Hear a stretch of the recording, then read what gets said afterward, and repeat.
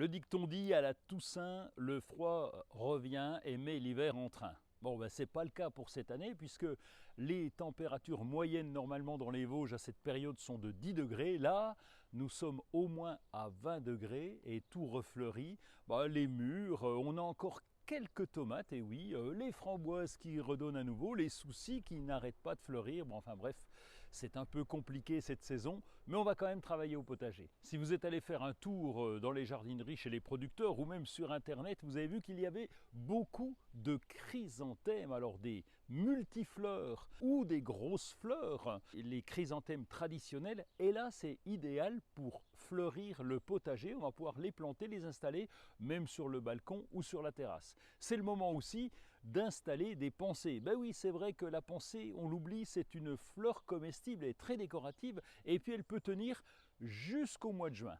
Pour les plantes vivaces qui traînent ici ou là dans le potager, on va les tailler. C'est le cas de cette monarde, on taille lorsque c'est défleuri. On va tailler aussi le Sedum spectabilis. Il a fleuri, les feuilles commencent à jaunir, vous pouvez le tailler. N'oubliez pas que le Sedum spectabilis est comestible. Ces feuilles sont très riches en vitamine C, les jeunes feuilles, et on va les utiliser pour des salades par exemple. Et puis si vous taillez la sauge, eh bien c'est le moment aussi de faire des boutures. On coupe allez, une petite pousse de 20 cm, comme les groseilliers que nous avons vus il y a 15 jours, et on va les mettre dans du terreau, les conserver, les arroser pendant l'hiver. Ça vous fera une jolie plante au printemps. Pour ceux qui ont du gazon, comme chez nous, qui va servir d'allée entre les carrés potagers, on va aborder la dernière tonte. Et oui, c'est bientôt l'hiver. La dernière tonte est importante pour que le gazon reste court pendant l'hiver.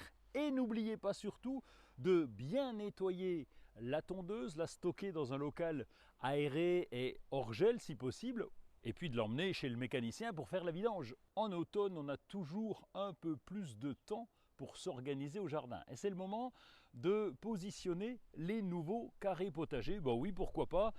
Il y en a de très jolis, des carrés, des petits, des grands, des moyens, des rectangles même à plusieurs étages. C'est le moment de les installer, de les préparer, de mettre de la terre et du terreau afin qu'ils soient fin prêts à planter pour le printemps. Les oiseaux sont les amis des jardiniers, on en a besoin au potager. C'est eux par exemple qui vont manger des chenilles au printemps, ça nous arrange bien. Alors en hiver, on ne va pas les laisser tomber.